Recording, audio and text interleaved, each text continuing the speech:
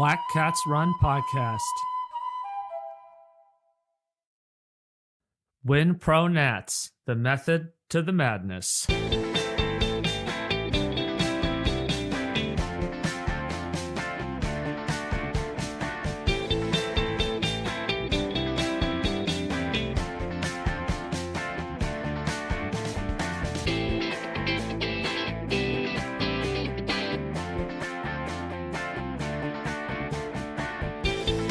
We're back.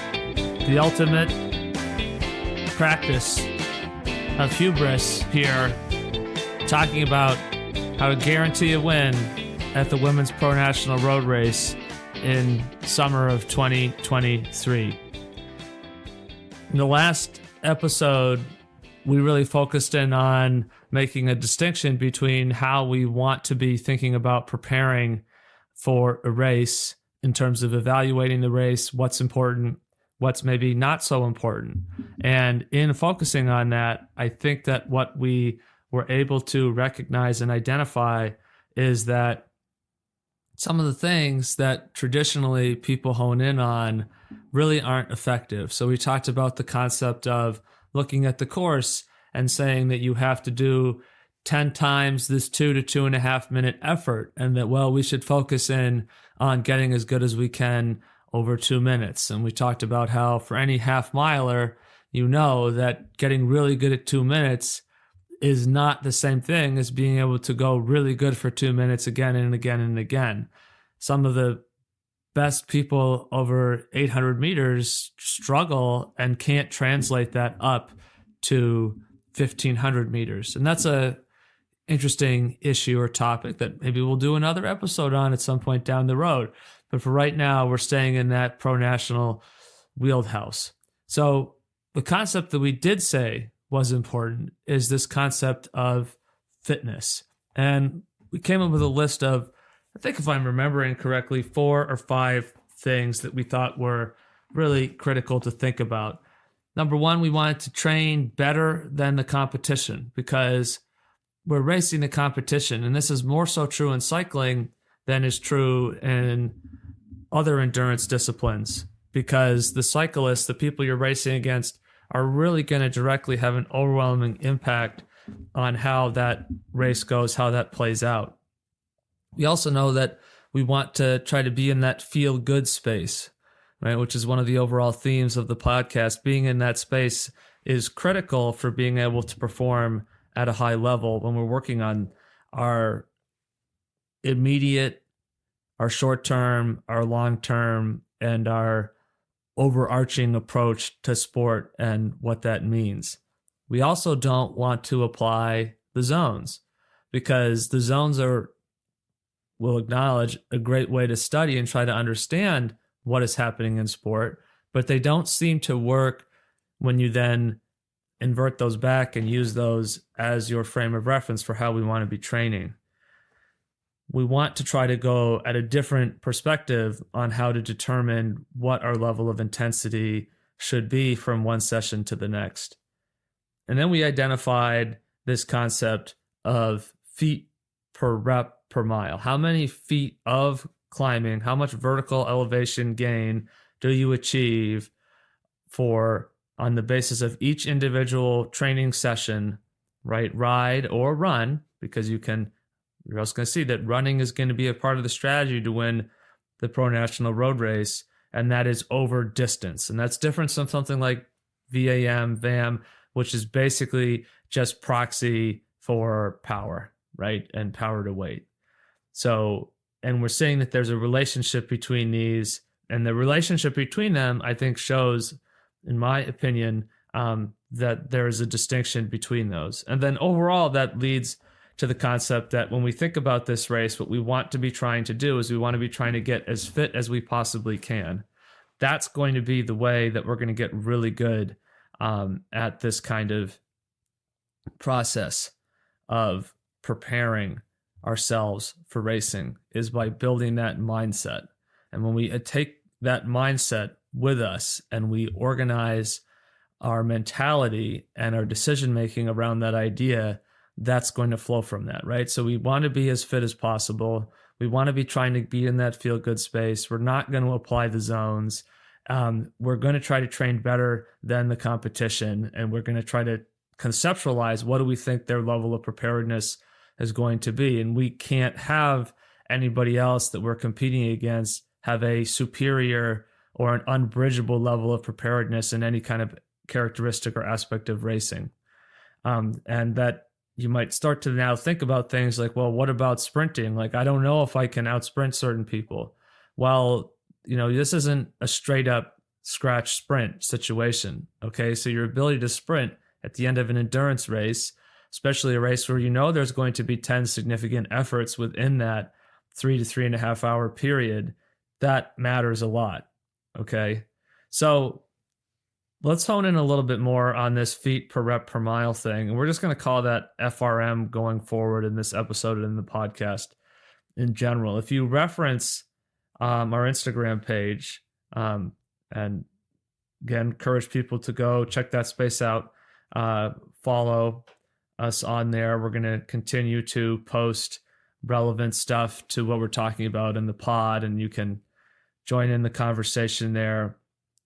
Let us know what you're thinking about as you're listening along to these episodes. But I've posted on here 2 graphs for us to reference. Okay.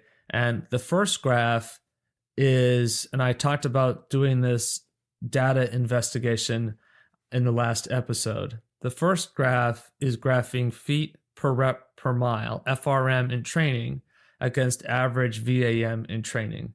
And each of these points is a different athlete who was registered for or started the 2021 Women's Pro National Road Race. And there's a pretty strong, overwhelming correlation that the more feet rep per mile people do in training, the higher the level of FRM, the higher the level of VAM.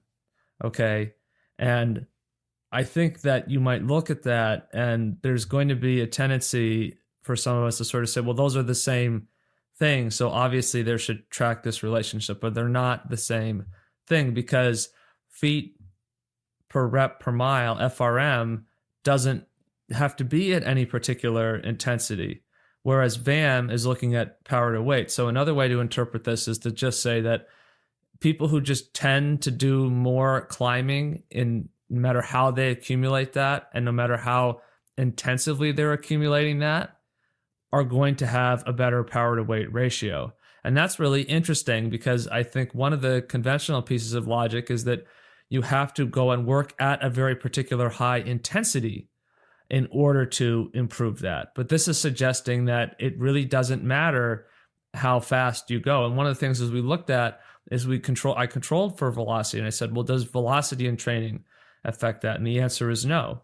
And the second graph here, where I broke it down by athlete, and all I did for this is athletes who have public Strava profiles, you can see the data. So I just data mined that, and certainly no disrespect to any of the athletes, just trying to understand what's going on with the sport. And if any of the people on here are listening to the podcast, hopefully you find this thought-provoking and maybe gives you some inspiration if you're looking for different things to try or experiment with. Because I think you also tend to see, and it's not absolute, okay, because there's some caveats here which I want to point out, okay. But what you tend to see is that as athletes have higher levels of FRM, again, right, you're seeing a higher level of VAM, right, of VAM.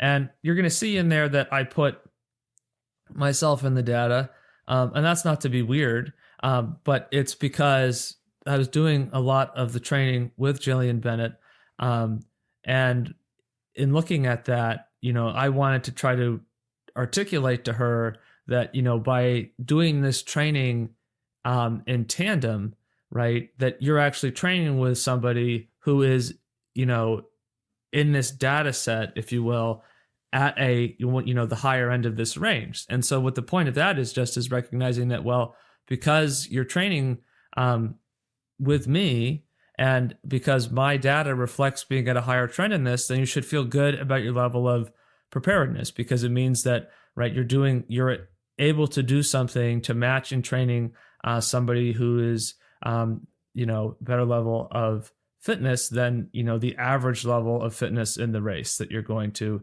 compete in. And I think that's a useful benchmark. One of the qualifiers here is this isn't like a list of the finishers, but I do think that the people who tended to do better are tending to trend towards the higher level of FRM on this list. I think the caveat to this is I think some people are going out, and if you're specifically trying to ride up hills really fast, but you have a low volume, I think that's maybe a limitation to the data, or it can skew your result, and you might really exhibit a high VAM. But if you're doing that in the context of low volume and deliberately high intensity work done on climbs, that's not the same thing as actually having a meaningful VAM. And I think that's where we make this distinction, and we're going to talk about it more as we go here because this is important. The distinction between infralactate VAM versus supralactate VAM. And the problem is I don't really have a mechanism by which to divide that, but I would guess people, if you were able to sort this out again by people who are in training demonstrating VAM in a infralactate state, those are going to be the people who are this list are going to perform better. And people who are exhibiting the higher VAM and the higher feet rep per mile in a supralactate state are going to do worse. And that has to do with the way fatigue works.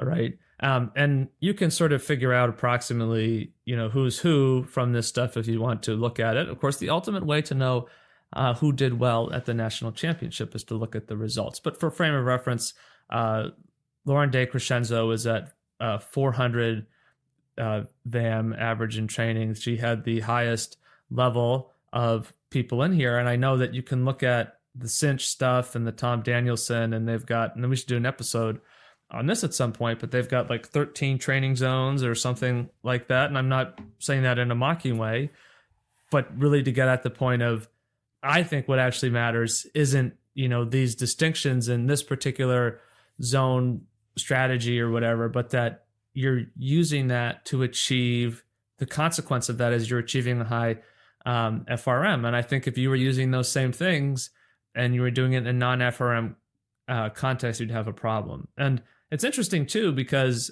I think most people know who've done a lot of riding and competitive riding know that it's harder to sort of produce the same power on the flat than you can going uphill. And so maybe one of the other things that we're seeing here is that if you ride uphill a lot, you're just going to do more work in general.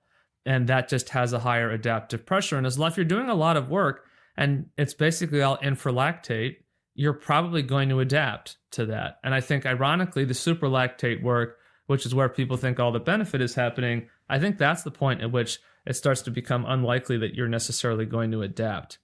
So that's sort of a key overall framing concept, right? And now what we're going to do in this episode is we're going to try to move further into the implication of that. Because what we said also is FRM is kind of more about a particular kind of thing, right? And so that's what we've done here just to introduce is making a distinction between, well, not all FRM is necessarily created equal, right? And you can have some, to me, the outliers in the data or the differentiation in the data, or the red herrings, if you will, are going to be those infralactate versus the supralactate division. So I want to give you an example, a reference from a different context to try to evidence support for this FRM approach. And this example predates that data set that I'm referencing here at the beginning of the episode, right? But overall, we care about the concept of fitness. And when I approach a race or a season, whether that's as an athlete or whether that's as a coach or whether that's just sort of informally or occasionally consulting with people, I'm trying to do that from the perspective of how to be as fit as possible. because there's no limitation to the value of fitness. And that's really the way that you win this race this summer, is by being as fit as you possibly can. And specifically, you need to be fitter than everybody else. And by fitness, I don't mean having the best lactate threshold. I mean having the best fitness. I think fitness is both more specific and more holistic, because I think the concept is more complex than we think about. So when we look at this aspect, I'm going to show how applying more of this FRM type philosophy, if you will, although I don't like term philosophy all the time, because I think sometimes that's sort of like painting us into a corner in terms of what we think our options are. But I want to show you evidence for this.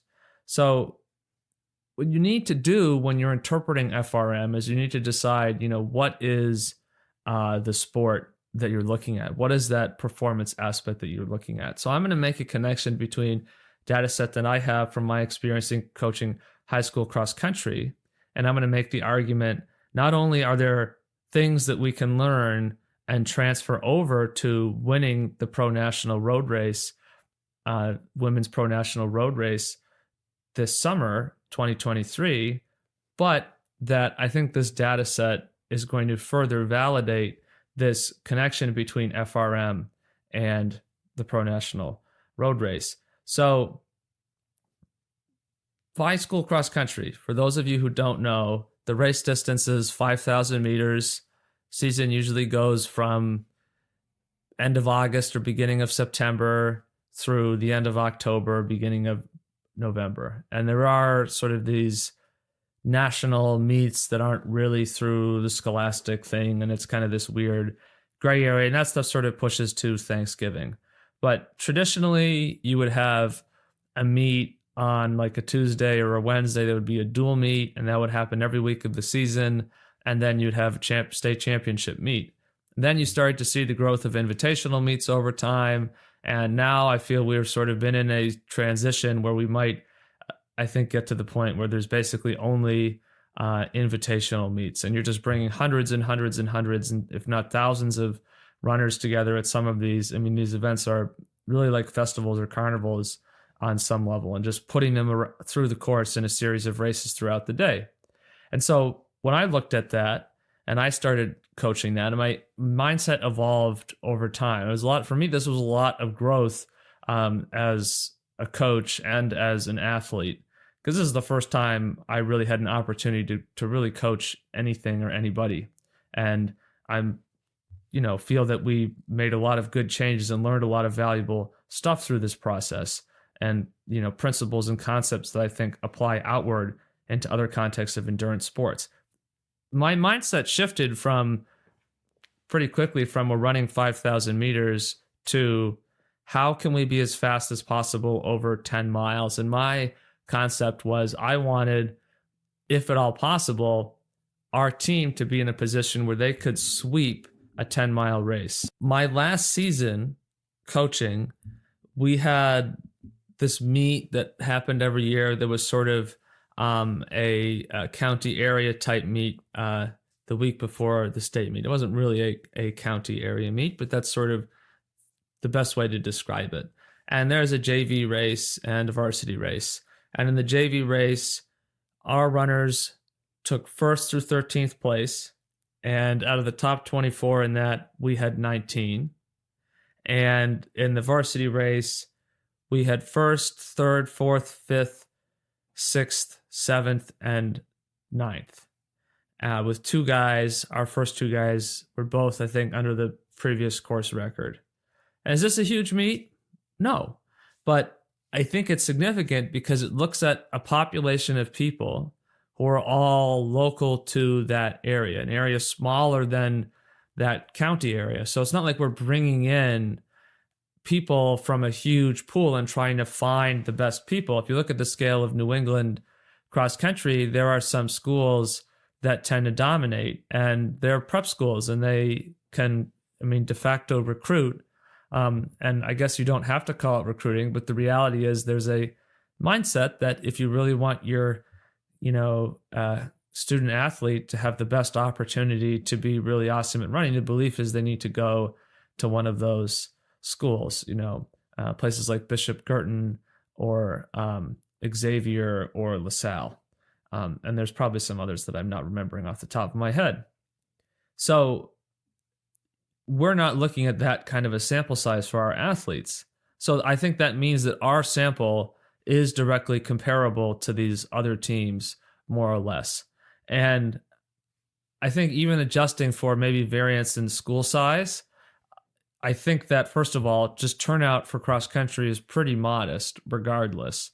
And I think that at baseline, if all things were equivalent, you would have a relatively even mix of people in the top 30 of the JV race and in the top 15 of the varsity race, the top 20 in the varsity race. And I think that actually the JV race to me stands up more. And I thought that was always more awesome, to be honest, that we had people in that sort of outside of that varsity bracket running really well, because I think oftentimes people can fall into the trap of saying that, well, I'm not on the varsity, so who cares? It doesn't matter. And one of the things that, I tried to emphasize to the athletes is, okay, we can't all be in the top 7, right? That's literally not possible.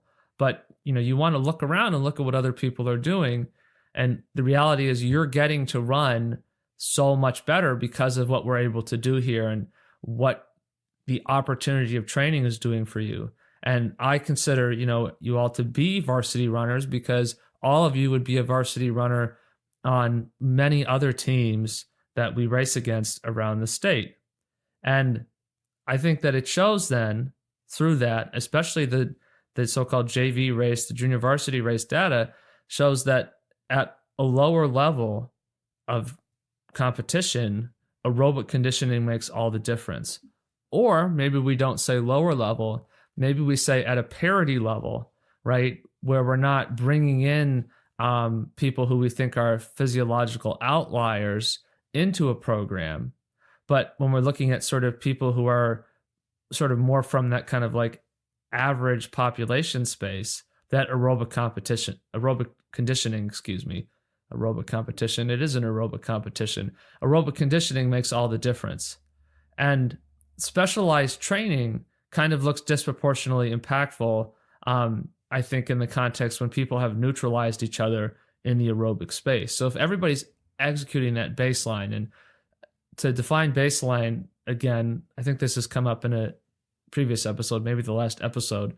To me, baseline is taking the total volume in time that you do over a given week and distributing that evenly over the 7 days of the week and running that all at zone 2 with maybe a day or 2 of zone 1 in there. To me, that's what baseline is. To me, baseline isn't being a couch potato. And I think that using this idea of a baseline is more insightful. So if everybody has sort of like accomplished or exceeded that level of, or met the level of baseline conditioning, depending on how you want to think about that, different ways to describe it, what then happens is the specialized training looks really impactful because other people have neutralized that aerobic space, right? They've sort of checkmated there, so then they have to go outside of that. Another example of training context would be NCAA cross country, where for men you're racing 8,000 meters and then 10,000 meters for some divisions at a championship level. And for women, that's 5,000 meters or 6,000 meters at the championship, again, depending on division. We should also point out, just as a side note, but not a unimportant note, that here is yet another example of there's no good reason why women aren't racing the same distance.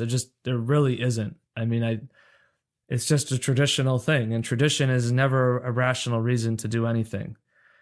So if I'm looking at that example, I'm also asking the same question: to be as fast as possible over 10 miles, how can you get there?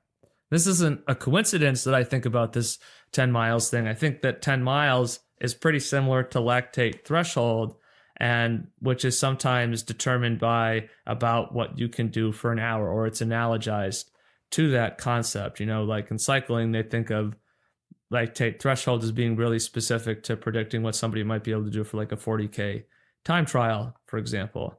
And, obviously we want to acknowledge that depending on your level of conditioning for running, you might not be running 10 miles very close to an hour at all. And then at that point, maybe it's like 9 miles for you or 8 miles for you. But picking that distance that you think you could cover if you raced hard for an hour, that's probably approximately what that is. And so that's like a pretty significant step above, okay? And that's for a race that's 15 minutes, 25 minutes, depending on the individual, depending on the course.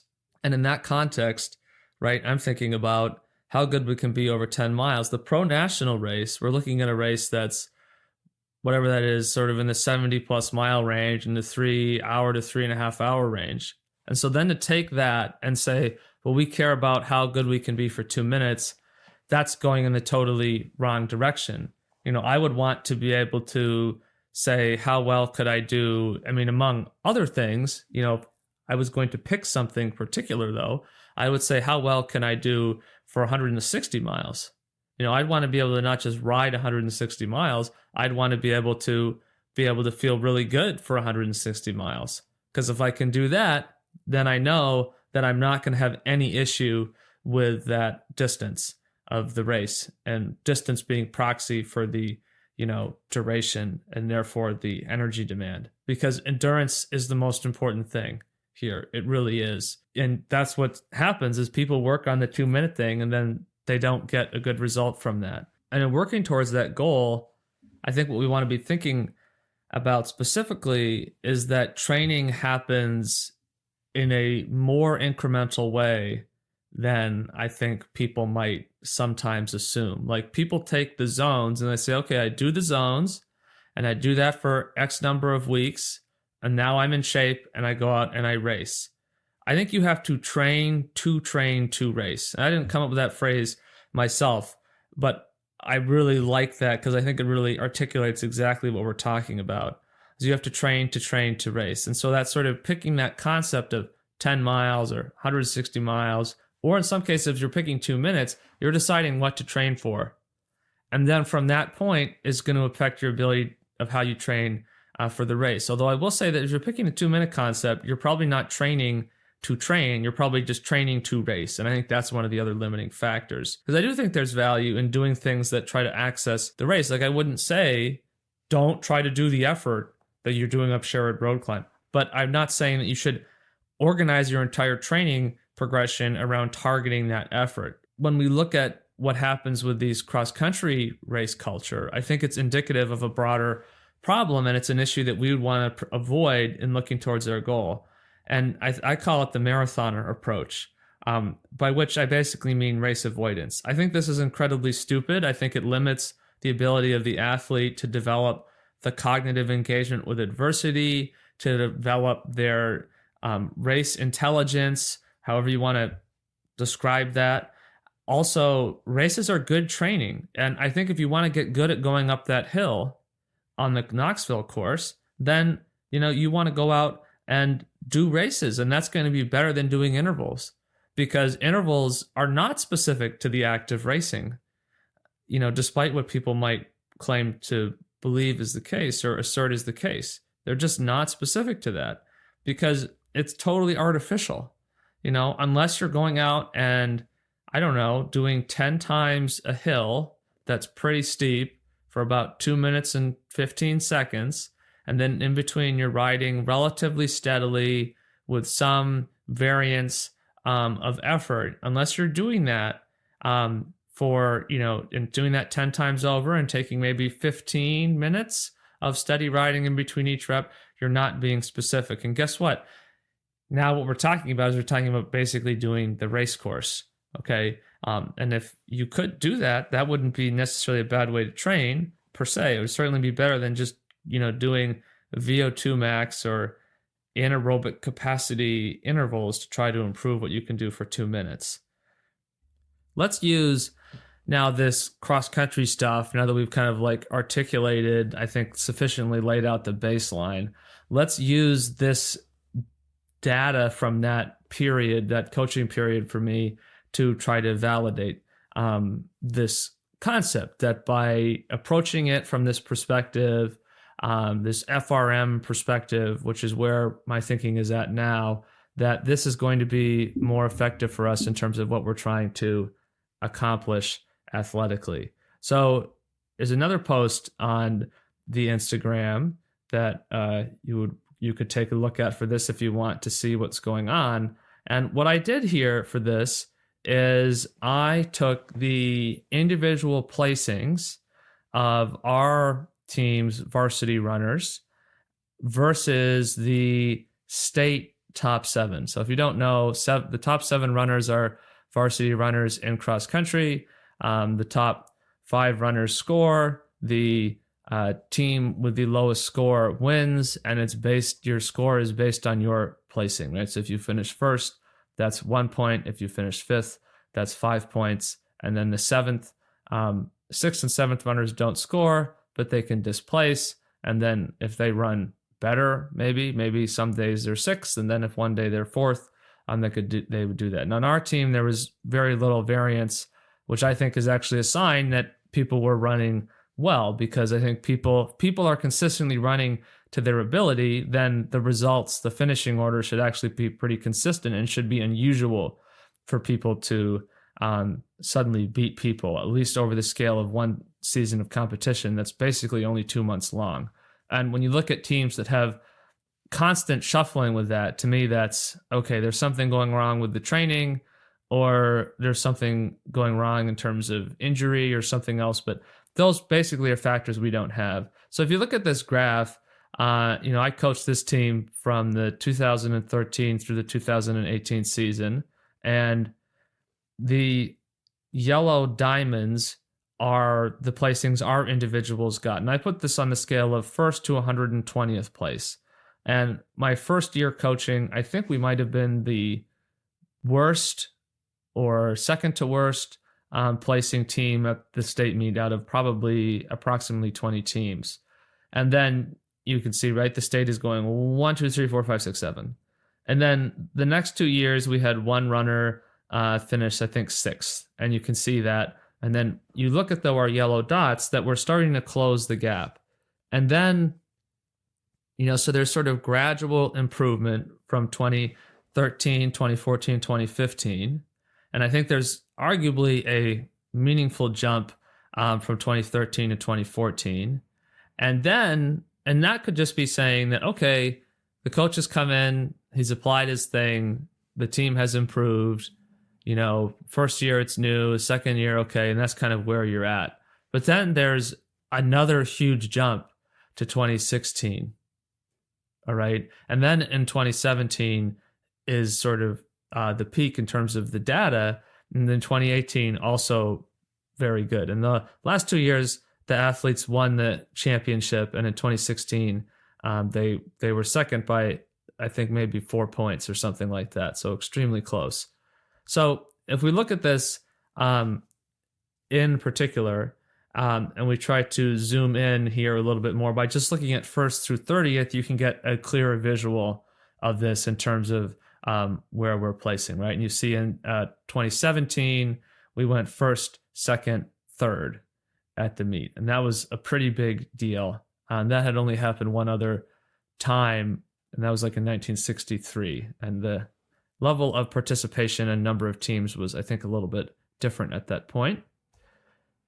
And we go to the next one, you're going to see that the team top 7 versus state top 7 with peaking. So this was in 2013, 14, 15, and 16. Even though we had that big jump, I would argue, from 15 to 16, we followed taper and peaking workout protocols, based on what I could find in the literature that was available to me.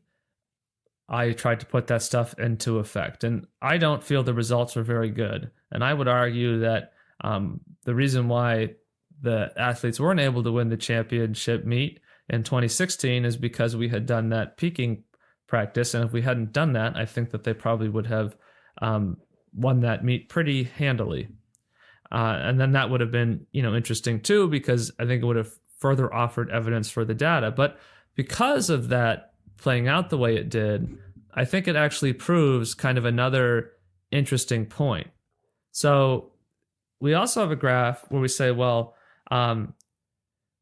what does it look like without peaking? So this means that now you could argue, right, from one point of view, well, you must have peaked because look at how well you did, but we didn't, because we didn't try to do that. We just kept doing the stuff we were doing. We backed off the, aspects of training where it's sort of like, this is what you're going beyond to create this stress for adaptation. And we just pulled back to like, what's kind of the normal level. We didn't try to pull down. We didn't try to do any sort of fancy training or workouts. We maybe made the workout 15 to 25% shorter. We cut the number of reps. So instead of doing 20 times 200, we did 15 times 200 on the Wednesday before the meet being on a Saturday. But, as we had before every single invitational meet, and as we had for every standard, steady aerobic to easy aerobic day, we went out and we ran 9 to 10 miles. And then we did some 150 meter strides on the grass. That's what we did. And significant improvement in performance. And it's especially when you look at the long-term data set, right? We're doing this and then they're basically running probably, kudos to them, because that was, I think, by any objective measure, the most, dominant, impressive performance by a team in the history of the state in that sport. And then if you look at it, in the year 13, 14, 15, where there's no emphasis on this kind of, feel good mindset variable that I've talked about, that's when we're doing pretty poorly by comparison. And, the other thing is it looks poor in hindsight because of what happened the last 3 years. But those first 3 years, not very good.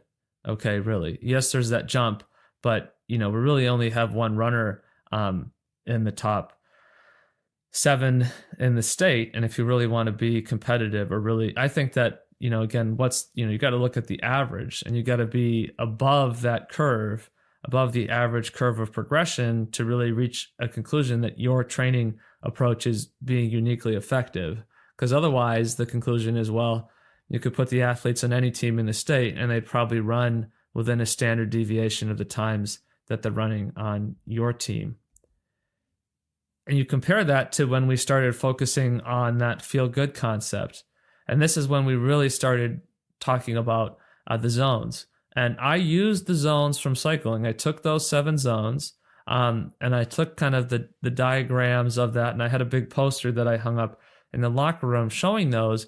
But we didn't have power meters and we weren't using heart rate monitors. So we talked all about it in terms of how do we feel. That's how we were differentiating what we were doing. Okay. And that's when things started to get better. We also added this variable in 2016. We added longer run. And this is when we added a run that was about 15. I don't remember, to be honest, exactly what the distance was, but it was probably about 2 hours. It might have been 15 to 16 miles that year, but it was a loop that was really hilly. And at the time, I wasn't thinking this needs to be 100 feet per mile. This was sort of before I took that and canonized that as the golden rule or the gold standard. But we had that in, okay? And what that was doing is, right, we're focusing on a FRM type concept. And the training sessions also had developed to kind of an FRM type concept too, where now with running, you can accomplish FRM without necessarily going uphill.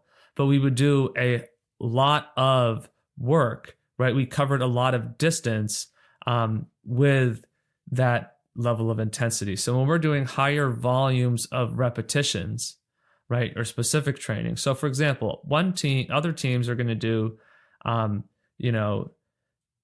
6 times 800. We were doing 15 times 800 in sets of 5.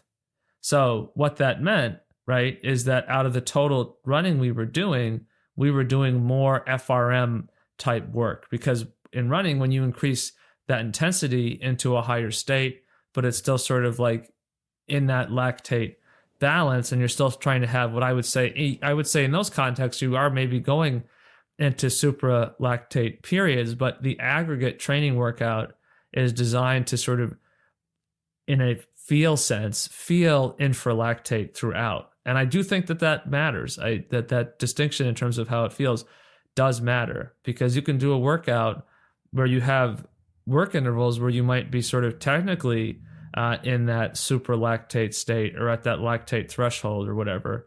But that doesn't necessarily mean the same thing in my concept when I'm trying to articulate. And I think if you look at some of the stuff that we would do, specific training sessions, it would have been really cool to have a lactate test protocol. It would have been a pain to do it even if you could do it, just because of the nature of the workout. But it would have been really interesting to track the lactate levels of, the top 15 runners, the runners who are running 1530 to 1650 for 5,000 meters, at some of those last two seasons, to see what were their lactates like after every single repetition.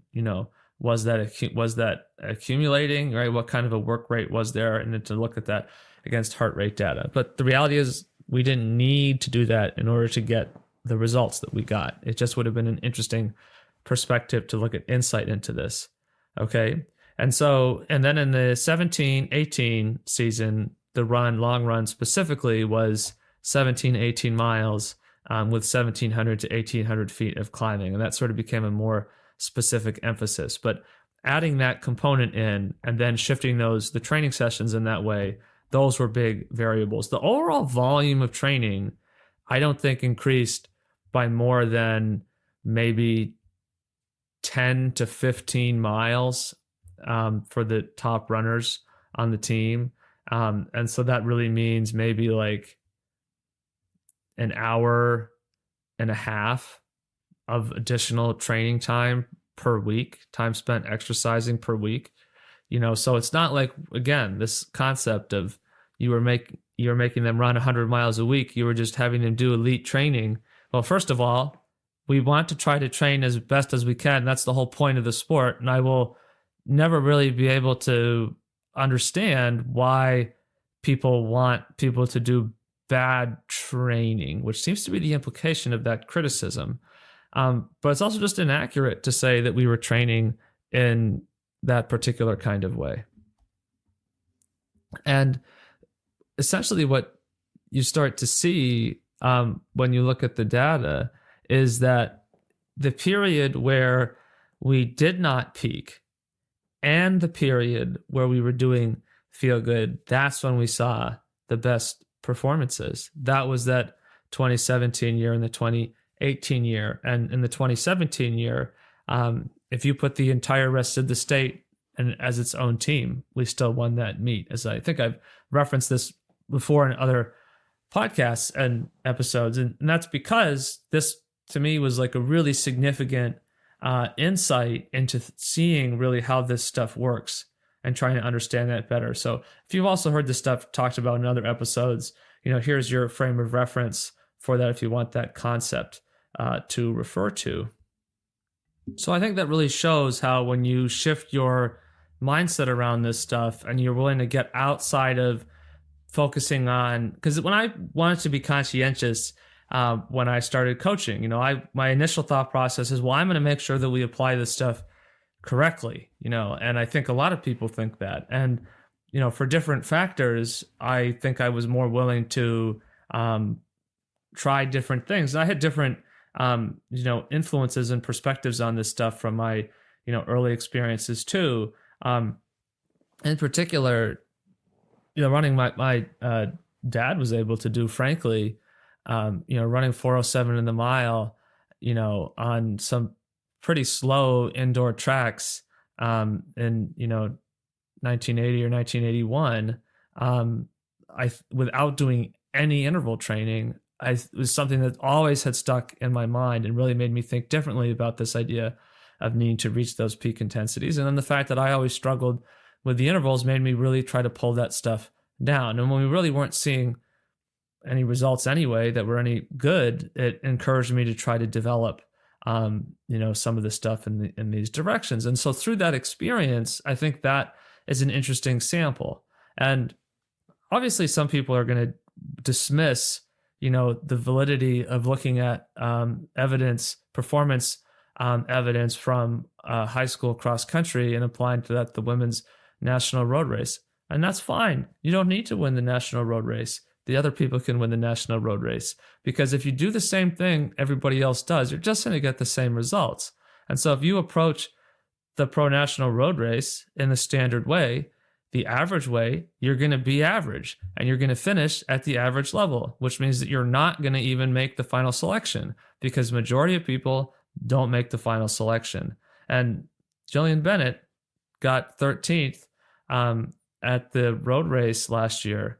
And I would argue, and I, in no way is this a criticism, but I would argue really not anywhere close to the level of fitness that she's capable of being at. And yet nonetheless, by applying, the kinds of concepts that we're looking at here, such as FRM, we're still seeing a high level of performance. And it really raises the question of, in the instance of that athlete, what would be possible?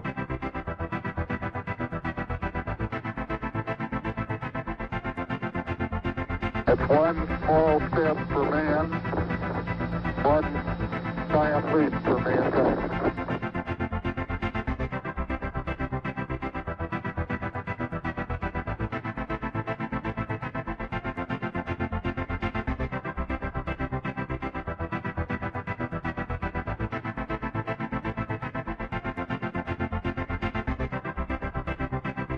So what about road cycling in particular? What kinds of other differentiations do we need to understand to try to get at how specifically we're going to apply this concept? Now that hopefully we've sort of evidenced that there's these instances when you organize around this principle, it's effective. And that number two, it doesn't mean simplistically just saying, well, let me just pick really hilly rides and do them, right? It needs to be more complex and the decision-making needs to be more involved in that. So road racing, when we're talking about longer races, we're talking, the shorter races really are when you consider a criterion. But unequivocally, the sport is very different from what we're talking about with running, especially when we think about traditional middle distance running. And I would say middle distance running, maybe we can say is anything less than a half marathon, which if you're purely a runner might seem crazy. But if you look at the scale of the things people can do in endurance sports, at this point in where we are with sporting competitions, I think it's pretty clear that, a half marathon is a pretty short distance. And we're seeing people, frankly, even within the sport of running, these ultra marathon distances have really been redefining that, as we've mentioned before on the pod. So the criterion, I think, sort of takes the place of that middle distance race. And I think you see the most prevalence of middle distance running mindsets and even quarter miler, half miler mindsets in particular. And I feel that within the sport of criterium, there's sort of like training paradigm tension between people who are basically applying this sort of like El Caballo approach. And by El Caballo, I'm referring to Alberto Hontoreno, Cuban, from Cuba, former Olympic half miler, but just somebody who is just also incredible over the quarter mile, and trying to focus on that aspect of it versus people coming at it from sort of the mile or 5,000 meter mentality of doing a lot of volume. But what's significant for us about this criterion is, I think, finding that sort of benchmark of what's the sort of shortest acceptable distance is always where you find those training concepts extend. And then you build up from that point. So these road races, especially like a 3 to 3.5 hour road race, doesn't really seem long in the scale of, the road cycling culture. And obviously, when you look at the prevalence of stage racing, whether they're, the sort of amateur 3 to 4 day stage races that go on in the States that anybody can participate in, or if it's world tour stuff with 1 to 3 week stage races. Obviously, we can do different things on the bike in terms of racing, in terms of just the amount of time and the frequency of racing than you can do with running. It's just a different utilization of the body. But, that benchmark, I think, is a part of what's dragging people's perspectives away. And it's easy to start feeling, and it's easy to build up. I mean, relatively speaking, right, compared to for running, it's much easier to build up to a 70-mile ride than it is to build up to a 20-mile run. I would say that, if you're motivated and you pace yourself, you could probably go out and ride 70 miles if you did it on a rail trail. As a person who just sort of is a generally active person, you don't need to be doing any kind of particular specialized training to get to that point. And so I think what it does is it creates this illusion that endurance isn't the most important characteristic, but it is the most important characteristic. Because yes, step one is to keep up, okay? But then step two is to keep keeping up, and we need to do that in the right way. We can't be trying to keep up by extending the sort of modalities that people are using in Criterium. And I think in Criterium, it's probably, 50-50, 60-40, but it's in a space where I don't think there's overwhelming evidence that doing this one particular approach is what makes you effective. It's just like in half miling. I don't think that there's one specific method. And when you get to the half mile, you have to train in this way or else you can't be good at it. I just think there's a lot of runners who just don't want to be stuck only in that half miling space, partly because they want to race other distances. And if you become a half miler, then you sort of train in this way where you basically can't do other things because you just don't have the endurance or the capacity to do that. And so we see a fundamental lack of endurance. And that's one of the key characteristics to recognize at any attritional road race. But in the women's road race, I've gone to this twice, once when my brother did it, and then I went in 2021. And it's, tough as a spectator, to be honest, to watch the people out there going uphill the first time, because you go across the bridge over the river and you're basically into the hill almost immediately. And, I was standing on the hill on that first lap in 2021. And it's tough to watch people who, must be like excited and motivated and just be like, wow, they're just not able to keep up. And I feel for that. I empathize with that as somebody who has wanted to be good and be in the race and so many different, periods of my athletic experience. It sucks to be in that position, but I don't think that's an inevitable outcome. I think that a different approach would, empower those people to have a completely different result, because I don't actually think that, overall it's inaccessible to keep up in the race. I think, obviously only one person is going to win. And I would argue that we're just at a point right now with that particular race event where we're not at this aerobic equilibrium, where everybody is sort of getting to the level where they're all executing that aerobic piece. And then it's about, other things, or trying to find, nuances or wrinkles, or really applying the best tactics. But it's like a Cold War sport in general. Endurance sports is a Cold War sport. You're stockpiling weapons of mass destruction every time you go out and train. And then in that sense, like, you've got people who have nukes and people who don't. And it's not really fair in that sense. I don't mean it shouldn't be done like that. It's just not fair in the sense of, like, if you don't have that, like, you're not on that same level. You're not in the same playing field, even if you're in that race. And I've been on the receiving end of that so many times. I mean, just my brother trying to go out and do exercise with him, it feels like you're getting nuked into oblivion just trying to follow his wheel for any length of time. So in that race, right, there are opportunities to save energy and to maximizing energy by working together. And some of this stuff is true of road racing in general. It's true that whoever attacks last wins. And it's true that you have to be willing to lose. And that means you're essentially, when we break that statement down, you have to be willing to take risks, right? And if you're too anxious about the possibility of jeopardizing yourself by using energy, then you're going to lose the race. And that's not, meant to be a belittlement. It's just a fact. Like, you have to expend energy in the race at some point, right? I mean, like we just said, who attacks last wins implies that there has to be some point in which you make some sort of an acceleration. And, you could get caught, right? You might make energy expenditures, play out in the race in a way that don't work for you. Or somebody else could lead to a situation in which you're forced to make an energy expenditure. And if you get caught, you could be at a disadvantage. And that's the biggest reason why people don't want to attack. So you need to be prepared to neutralize that. And, you need to take those risks and you need to do work in the race, while not also increasing the probability that you'll lose the race. And so what we want to do is we want to take the risk out of risk. And you want others to believe you're taking a risk.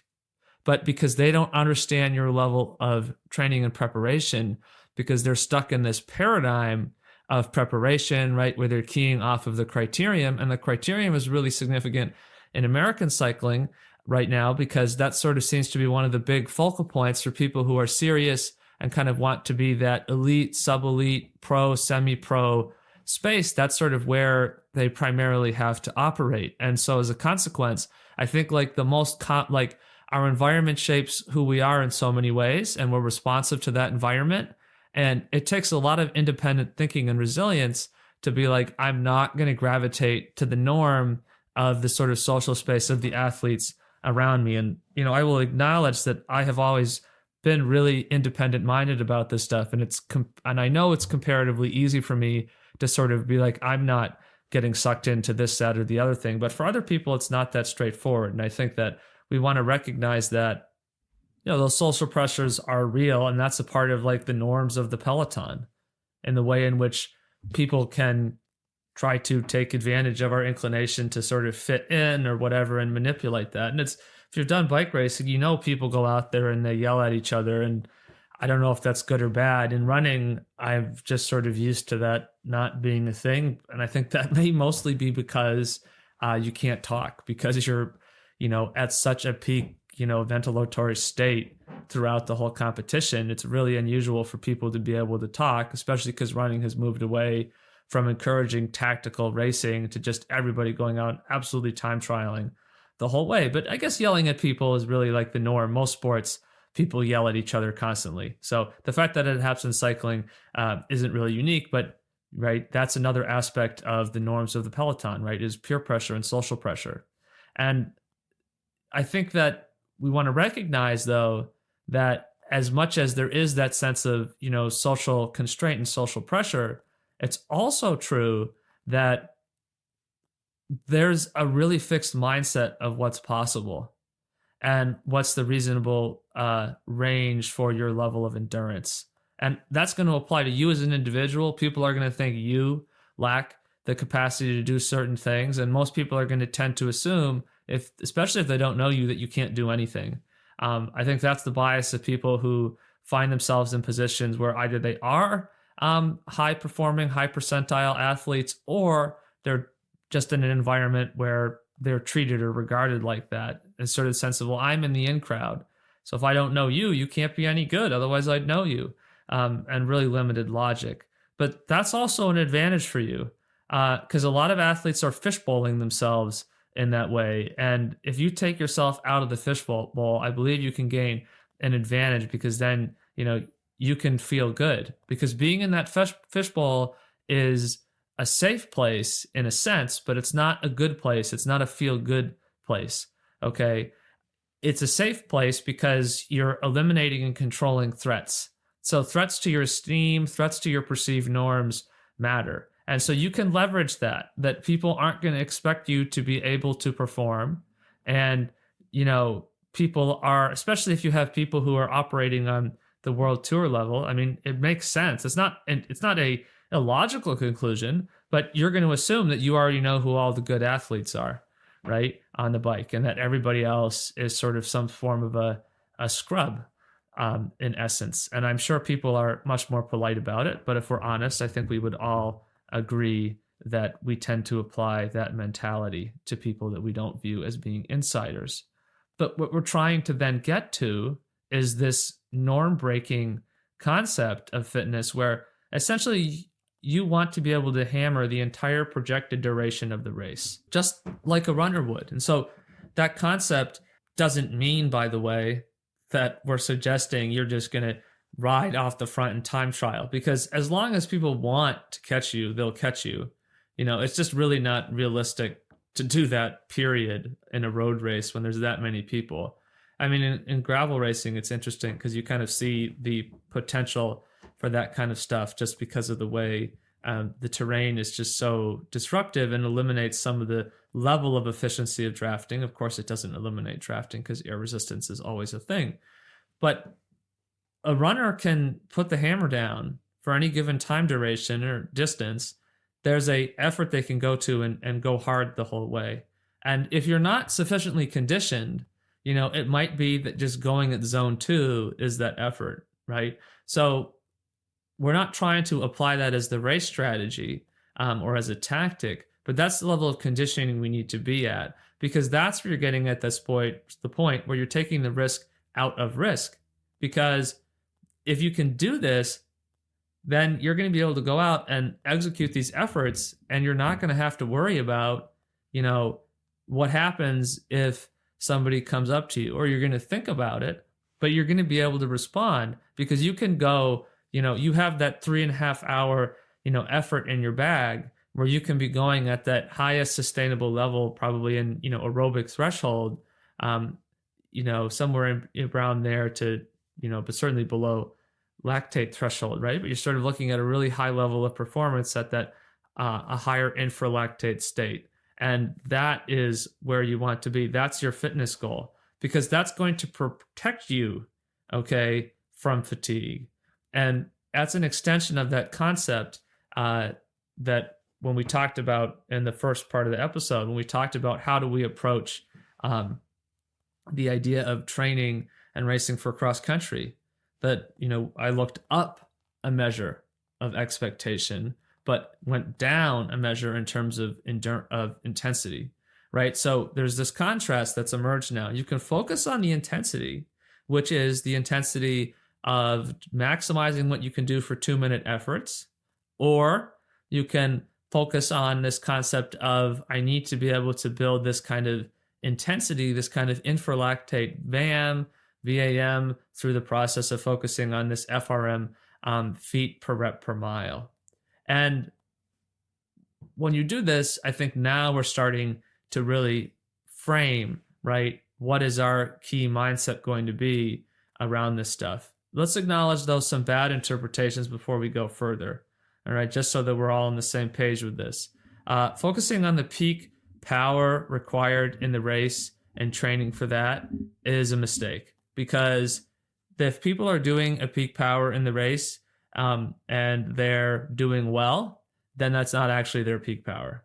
And if you're actually hitting your peak 2 minutes in the race, then either in training you weren't actually ever doing that, which is good, because maybe that means you were training at a more reasonable intensity level, which is more productive, or you're hitting that peak power, which means your race is over, because you can't set a PR for 2 minutes, okay, any more than you could set a personal best again and again and again in the half mile. And I'm talking about like a true personal best, not I haven't run this event before, so everything is a personal best. You can't set a personal best level effort, 10 times in a row. That's just absurd, right? And so expecting us to do that is stupid, whether that's an expectation you're applying for yourself as an athlete, or whether that's an expectation coming from a coach to you. So, do not do that. You aren't running the mile. And even for milers, that's only a small percentage of training. And it's this whole VO2 max complex of people are looking at data or evidence that says, well, when you do these VO2 max intervals, oh, look at this cool intervention. Here's some study that says that it raised LT by X%. So here's a strategy. We can do this and then we'll be better. And if you want to go ahead and, test this out for yourself, you can, but I would strongly advise against that. If you want to burn your incense at the altar of that physiology, you can do that. The more accurate understanding of this, and this feeds into validating the approach that we're advocating for here on this pod, is to say, well, if you backed off that VO2 by 5 watts, 5 watts, 5 watts, 5 watts, and each was an additional group, what would be the return on lactate threshold? Okay. And then the other thing you'd want to do, and this would be harder to do, is because you'd have to access to data is difficult. And that's why one of the sorts of experimental thinking exercises that I do is sort of create these. I mean, some of the graphs that I'm sharing are actual data, but then also, create some models that reflect what it might look like, just as a way to sort of like challenge our thinking and try to imagine and what do we think might be possible. But you'd also want to look at what's the correlation between lactate threshold and placing at these races, because I think that would be really indicative of to what extent we also should care about that.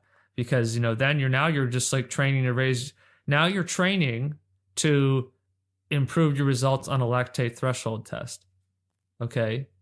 And, it might actually be better for USA Cycling if they had a lactate threshold test day, championship. Maybe they would be able to do a better job of recognizing the people who are really, getting it done on the bike because there just aren't enough races to do that. And then you just have collusion among riders, not necessarily bad collusion, but it's just inevitable, right? Riders are going to collude. It's the nature of cycling. And that's just going to keep people out, elbow people out, because the incentive for the professional rider is to not lose that status. Okay. And you can be supportive of other people up to a point, but after a certain point, like you're literally being asked to work against your self-interest. And I think that's unrealistic. So a more universal standard concept of fitness, right, which is what we're targeting, is aerobic capacity. So essentially this FRM thing is better for developing aerobic capacity. And that's why you see that VAM go up. And that's where you're going to see that VAM be below those higher lactate levels. We're going to see that be infralactate. And one of the things that I've come across recently that I really liked is people talking about making a distinction between endurance and lactate threshold.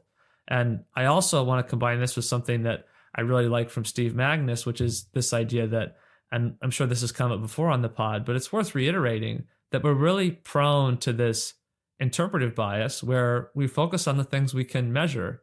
And that's a natural consequence of the scientific method, but we also want to use our brains and our thinking capacity, in other ways, and then that's what allows us to sort of set targets for what are other things that we can look at. Like I'm still have my fingers crossed. I'm predicting someday somebody's going to come up with a mitochondrial count tool, and that is going to, blow things wide open. That's going to be a crazy paradigm shift. And I really think that, some people are going to work towards that. I don't know enough about the biochemistry to know how realistic that is, but people try to measure things by proxy too.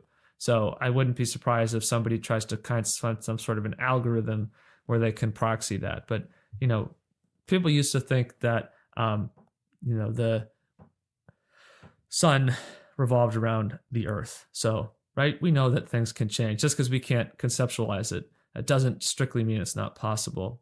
But, looking at that and talking about the mitochondrial stuff, and I like trying to learn more about these things that I don't consider myself to be super expert in, because that's interesting to get, just like challenging yourself in a race, trying to challenge your level of knowledge and understanding is really engaging.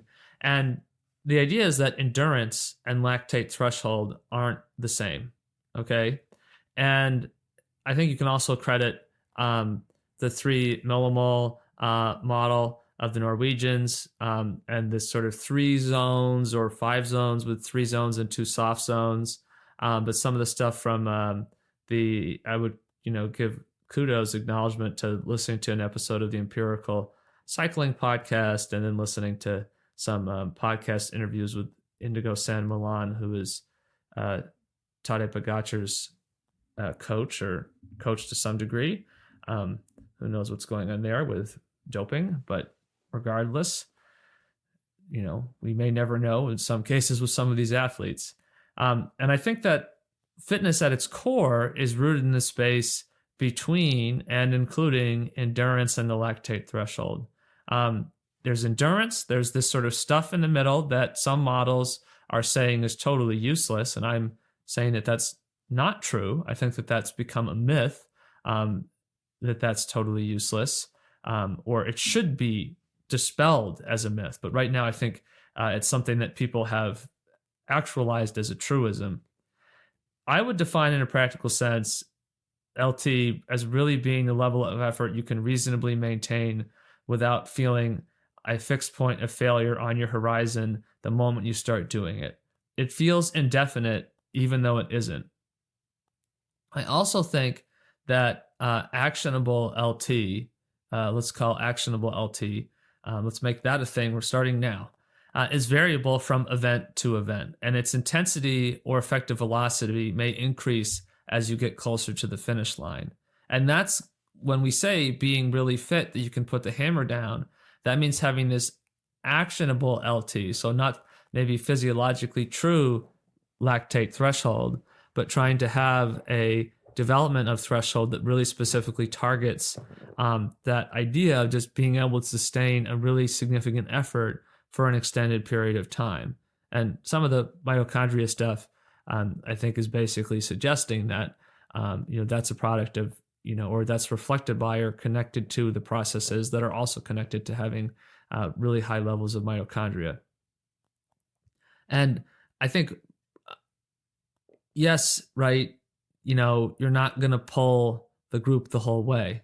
But in a conceptual sense, if you want to think about what actionable LT means, it kind of means the ability to be able to ride at the front the whole way and then still reasonably sprint or respond to moves or to make a selection. And that's not physiological LT again. But I think this actionable LT is more important because it's something you can leverage and it can help you understand, how you can train more effectively. And I think runners, for example, just know what it's like to be hammering, but also know you have a freaking cupcake waiting in your pocket.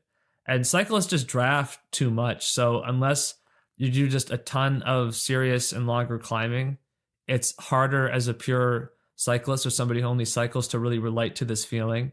But like what we're talking about, this is like straight up stronger, not the I'm drafting, so I'll come off of your wheel, ha ha ha kind of stronger. But the I can ride you off my wheel. And this is what my brother likes to do to me and other people whenever he can. Different people have different forms of entertainment. And maybe at the highest level of the sport, you might think this isn't realistic.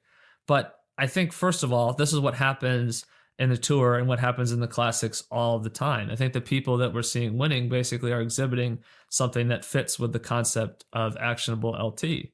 And the idea of that sort of like raising as you get closer to the finish because the distance is contracting. And so therefore the potential intensity would be higher. I think, where do you think the concept of the finale comes from? The idea of like the last hour-ish of the race, right? That's where you're getting to that, right? And there's kind of an interesting connection all the way back to the cross-country example of how can we be really good for 10 miles or about an hour being really important, right? But coming at that from a different perspective of, well, we do that by just going out and doing LT intensity training.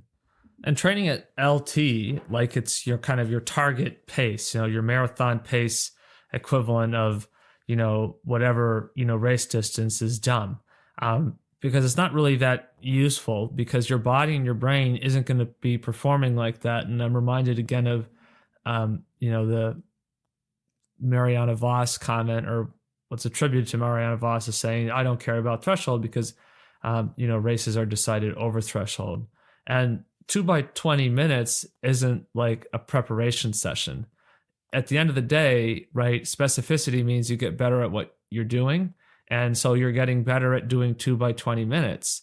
And, maybe if you were going to do something like that, I, first of all, just wouldn't, because it just sucks. But also, if you're going to do that, that should happen very early in your preparation, right? If you feel that, well, that's going to build something that's then going to allow me to get this purchase on this next thing. It's not a direct to end product outcome.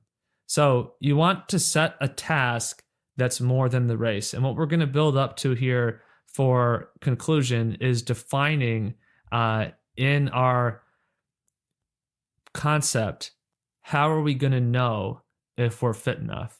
And then we'll do one more episode in this where we'll talk about how do you get to that point, because that's going to be different for different people.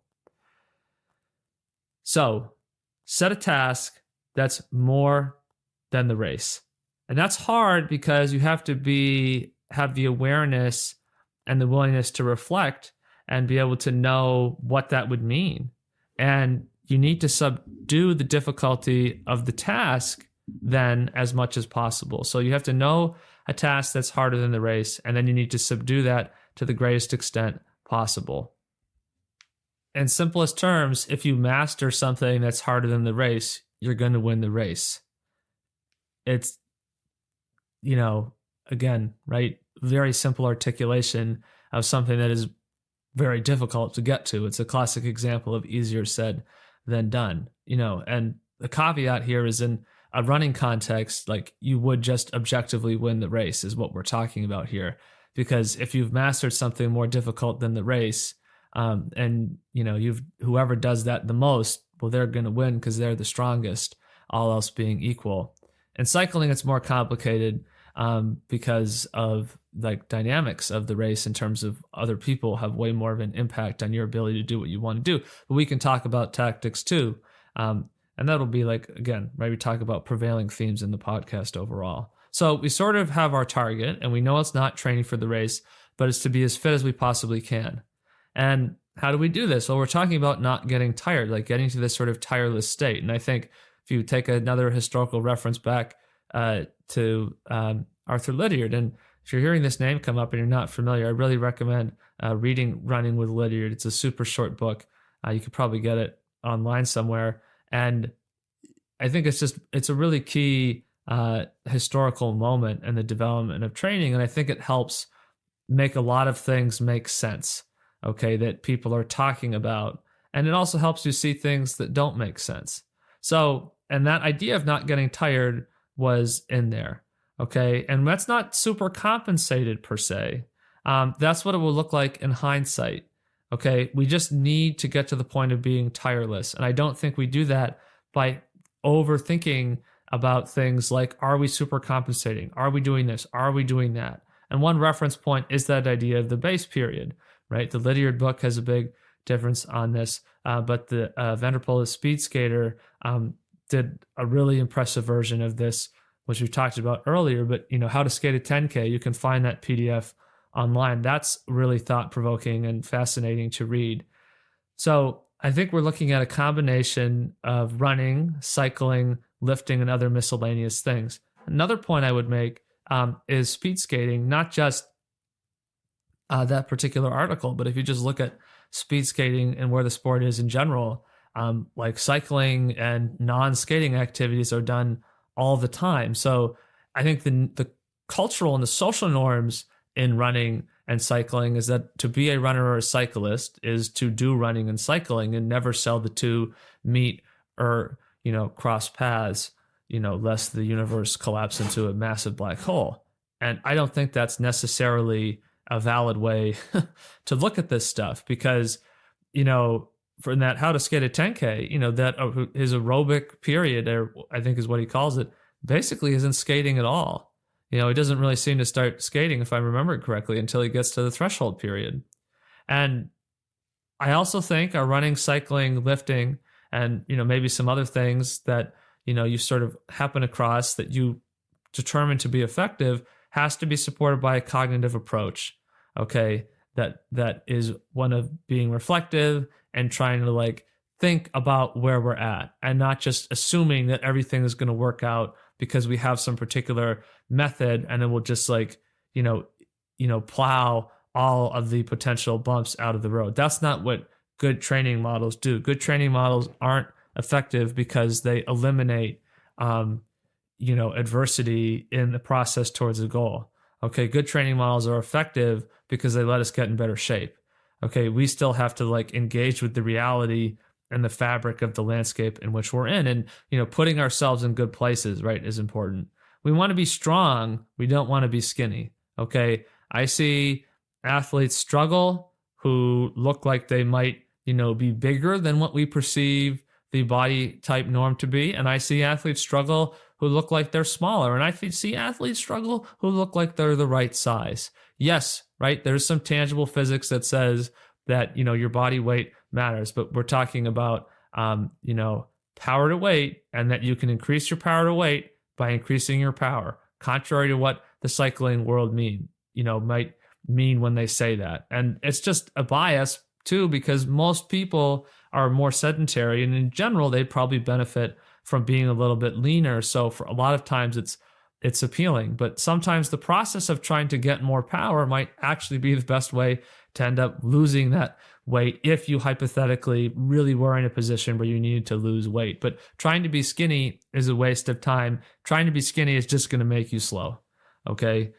Try to be strong. All right. And then your body will become the kind of athletic body that it's, capable of being. And then that's what you want to be focused on. Feeling good is going to be what is going to empower us and allow us to execute all of this. And sometimes people say, well, I can't make these changes. I can't do that. I can't get in that space. And I just think, that's fine. I can't run a 400 meter, race in 50 seconds. We all have limiters. And if we can't overcome them, then that's a line in the sand we can't cross. I'm not going to run the quarter in 50. And I guess if you can't make those changes to that feel good space, then, it's not a way around that, is what I'm arguing, right? Like, I'm limited by my ability to be a world-class runner because I just don't really have, at the end of the day, the ability to run that fast, okay, at that level of basic speed. And, by the same token, if you can't get yourself in the space that's going to make training effective, then, and you just can't do that, well, that's a limiter. And I empathize, that stinks. But it's necessary. And I think the nice thing is that feel good state is more easily attainable. And athletes do a lot to succeed. So why do people feel it's so unreasonable to try to put yourself in a state where you feel good? So here's what I think it should look like. I think if you can get to May and you can do this program, and this will be posted on Instagram, so if you haven't seen it on there already, you go over, take a look and see what I'm referencing. I think if you can do this 21-day training routine, and you can do that at a state of homeostasis, then I think you're going to be ready to win the race. All right, I'm going to read the schedule for those of you who aren't on Instagram or don't have that available to you. Day 1, 8 miles, 60 to 65 minutes run easy, 2-hour ride easy. Day 2, same thing. Day 3, 6x2K run at the infralactate state, ride 80 miles with 3 times 15 minutes within the ride, also at that approximate infralactate state. Lift 10x5 by 150% of body weight, squat and deadlift. Day 4, same as day 1 and 2, 8 miles and 60 to 65 minutes. And then we're also, 2-hour ride easy.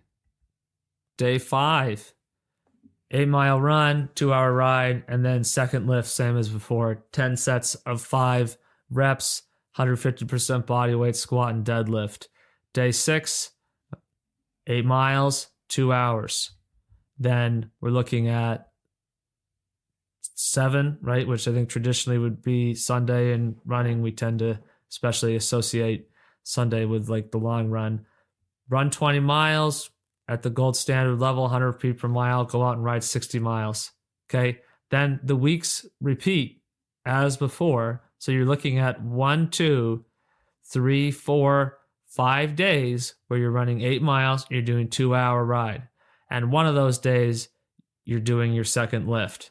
Okay. And then the next week, on the third day of the week, you can do 6K run, infralactate, then 30 minutes of running zone 2, and then 8 by 30 seconds, 60 seconds at superlactate. Then ride 60 miles at the gold standard, do the lift. Okay. Get your lift in on one of those days with the sort of the easier days of running and riding. And then, your long day that week, run 10 miles, zone 2, aerobic, right? Steady aerobic, ride 100 miles, zone 2, at least 50% of that gold standard. All right. Then the last week, 6x2K run, infralactate is the first session with the 80 miles, the lift, and then the 3x15 minutes infralactate on the ride. And then on the last day of the 3 weeks, 20-mile run, gold standard, 60-mile ride. If you can do this by May, and you can get to the end of something like that for 3 weeks, and you don't really feel like you've gone through some training camp or gone through something, you'll win the national championship. Okay? Now, I guess one of the reasons why I can confidently make that statement is I would be shocked if anybody actually gets to the point where they do that. Okay? So I guess the part of it is you can't prove me wrong, right? Unless you actually go out and do it. And if you go out and do it, though, I would put money on you winning. I don't gamble, but I would put metaphorical money. I would put monopoly money on you winning the national championship if you could do that. Because if you can do that, you're at a totally different level, okay? And you're just not going to get tired, and you're going to have that kind of actionable LT potential. And that's what we want to see. So in this episode, we have moved towards a concept of trying to conceptualize what does it mean to win the national championship. And we've talked about that in a perspective that might be very different for certain people. And it's not about accomplishing a peak workout. It's about getting to a level of fitness where you're doing stuff that not only is nobody else doing or willing to do because they're too committed to their established paradigms of sport, but we're also talking about doing it at a way where that's normal, where that's routine. And I think if you look at that kind of a schedule and you think that's outrageous or insane, it's really not. It's actually a pretty unremarkable schedule in the grand scheme of the kinds of things people do for endurance sport. And I think that when you look at a specific event, like again, we're talking specifically about the women's pro nats race in 2023. For what that race is, if you can do the schedule, you're going to be untouchable. That's just where it is. So in the next episode, we'll do one more for our pro national road race exploration, and we'll talk about what now is the all-important question. How do you get to that level? How could you get to the point in May where that's what you're doing for 3 weeks of training, and it's just 3 weeks of training?